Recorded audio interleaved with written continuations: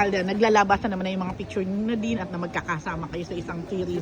So, how was it? Paano naging acceptance din?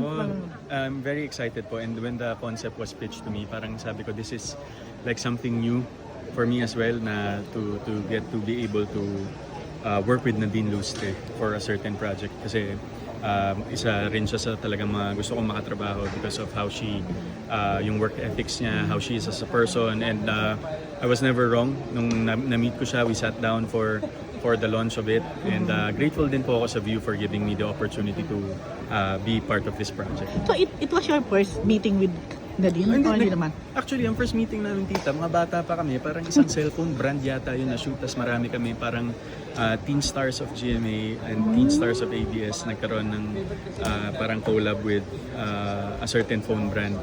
Tapos every now and then, pero prior pa doon, parang nag-artista na si Nadine dito sa GMA with, may group siya eh. May group siya, oo, may girl before, group siya. yes, oo.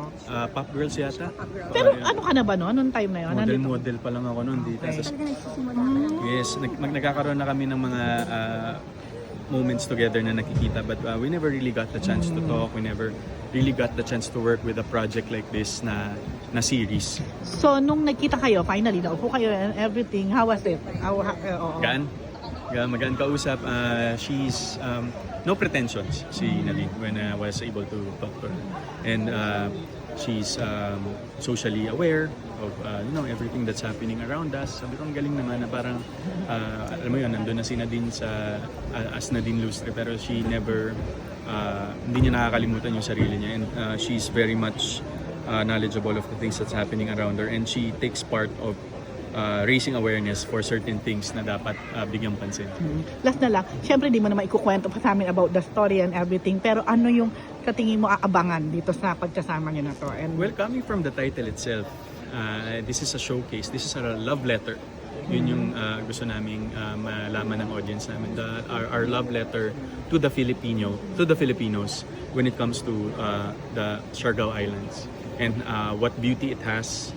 Na, di ba, we're very much a fan of going out of the country, seeing different places, and then get to appreciate it. Pinopost pa natin sa social media, but most likely baka parang itong Love Siargao will be a reminder na the beauty that we're looking for sometimes is just right in front of us. Hindi na natin kailangan lumabas.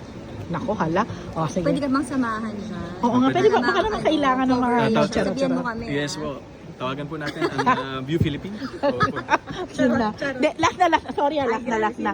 From 10 years after, or more than 10 years after, nung kayo ay medyo support pa, nakikita lang ganyan, now pareho na kayo matuturing na one of the biggest stars ng industry, di ba? Oo. Kayo na talaga. Anong feeling? Kumbaga, parang, no, di ba?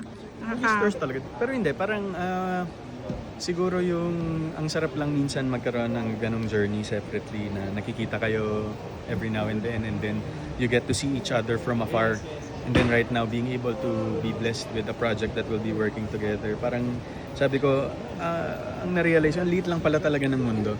So dapat you always consider, and you always put in top of mind mo dapat is how you present yourself to the people that you get to work with. And I think Nadine did a very wonderful job sa pag-maintain and pag-sustain ng image niya. And we're very much excited to work together for this project. Ikaw din naman. Pareho lang kayo.